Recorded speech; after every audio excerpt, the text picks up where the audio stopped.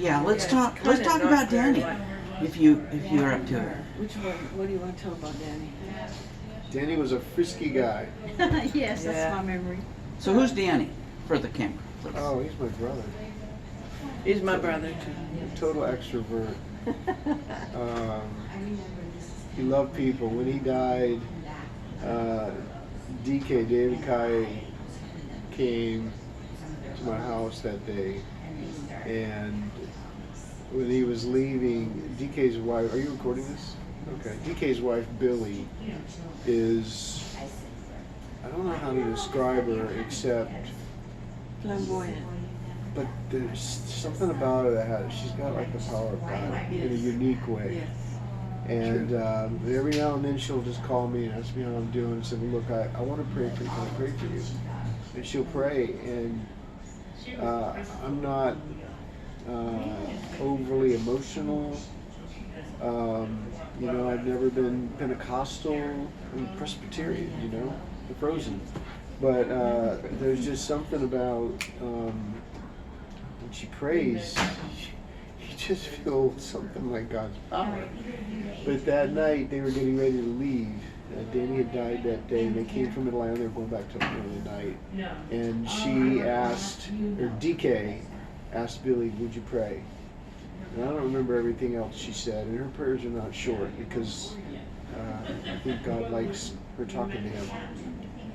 But she said one thing that just stood out to me, and she said Danny valued everyone. You know that. Yes. You did. And I thought, I don't know if I could think of a higher compliment for somebody. Thank you. Yeah.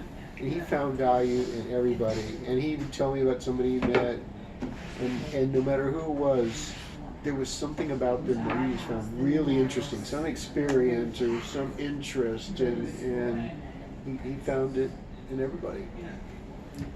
And he could disarm people, like some of the guys he worked with that I met when they came to the hospital and the funeral home and his funeral.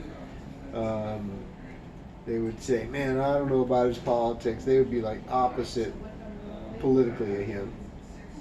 But he would talk with them and they'd all laugh. In this day and age when people can't disagree about anything without getting mad at each other and unfriending each other and everything, he could. One of the things he used to do, he was born in Nigeria. My parents were in Liberia, but that was before we had our own hospital, and my mom was having some difficulties with her pregnancy, and she had lived in Nigeria as a single missionary before she met and married my dad. And so the mission sent her back there by herself to have Danny. And so he was born there, and he was a railroad engineer, and a number of the guys he worked with were African-American guys, and they were all pallbearers in his funeral, and he had really neat relationships with them. But they kept coming up, different ones of them telling me, he pulled this on most of them, I think. He would say, hey, I'm an African-American. And they would go, no, you can't be an African-American, you're white. No, he said, no, I'm an African-American. And he would go on and say, well, let me ask you this.